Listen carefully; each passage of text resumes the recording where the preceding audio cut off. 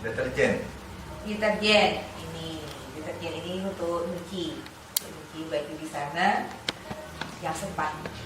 Maka ini bisa masuk ke koper saja, ya. Karena tidak terlalu urgent.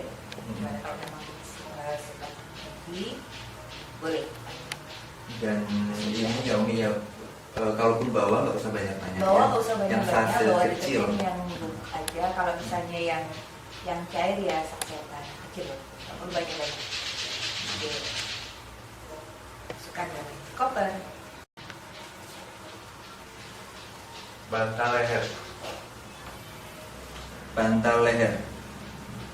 Nah, bantal leher apabila Bapak Ibu punya di rumah itu perlu dibawa. Nah, kalau Bapak Ibu bawa nanti dimasukkan ke tas tenteng.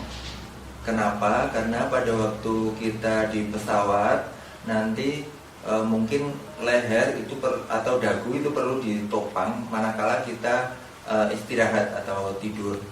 Jadi bantal leher perlu dibawa dan bisa diakses di pesawat, makanya masuk ke tas tenteng.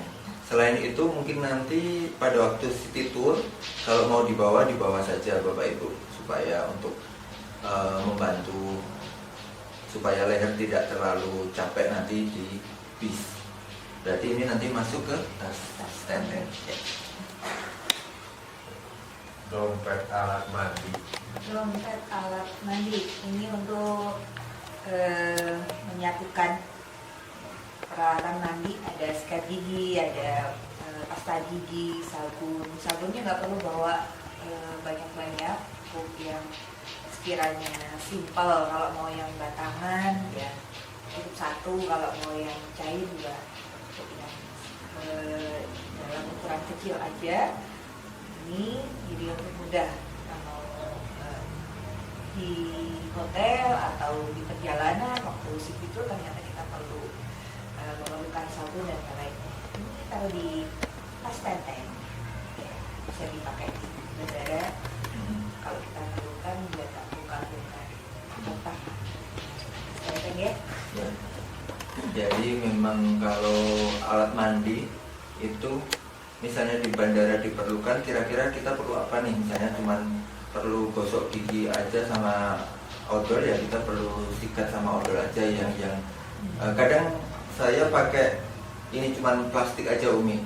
Jadi sikat gigi sama odol dimasukkan ke plastik, masuk ke tas tenteng, itu supaya bisa dipakai di bandara. Kita paling butuh untuk gosok gigi gitu kan. Sementara yang dompet alat mandi bisa masuk ke koper. Itu hanya untuk menyiasati aja supaya kita tidak terlalu banyak bawaan di tas tenteng. Tapi kalau memang di tas tenteng masih cukup, masih bisa dibawa, ya tas tenteng lebih baik. Sandal jepit dan kresek.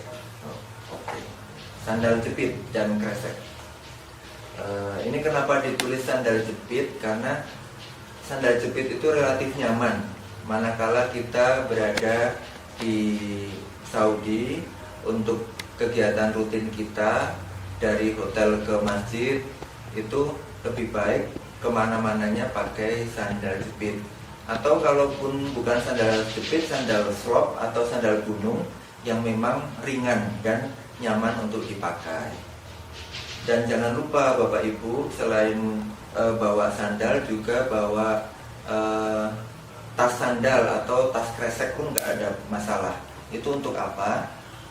Untuk selama kita masuk ke masjid, itu sandal itu lebih baik dimasukkan ke kresek, kita bawa dimanapun kita sholat.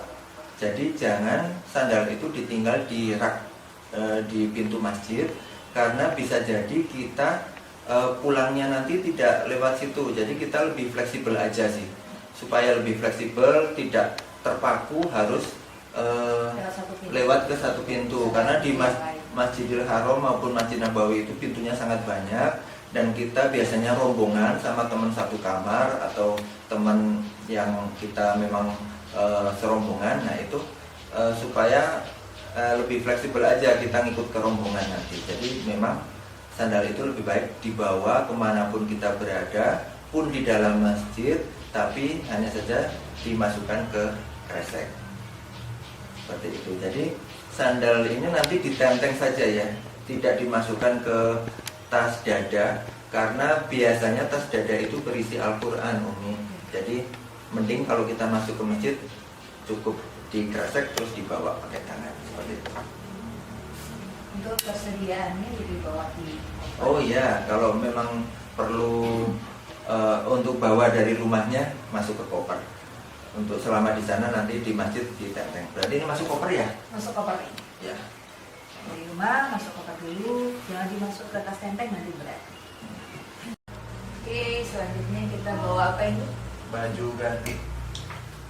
Baju ganti ini untuk di perjalanan dari rumah ke bandara, bandara ke Saudi. Nanti mungkin atau apa bisa jadi pakaian yang sedang kita gunakan itu basah, jadi mengganggu kenyamanan atau kotor.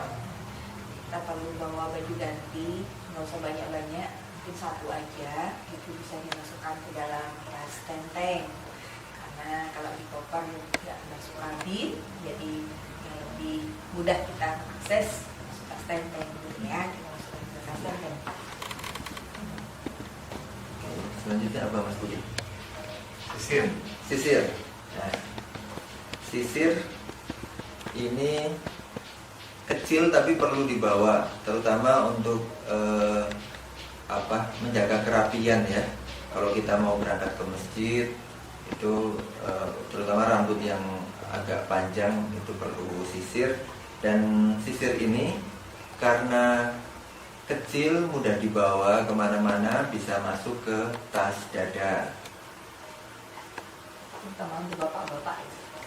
Iya, ada yang memang kita itu kalau mau ke masjid itu mesti harus sisiran itu Umi. Jadi lebih baik masuk ke tas dada supaya tidak nyari-nyari gitu.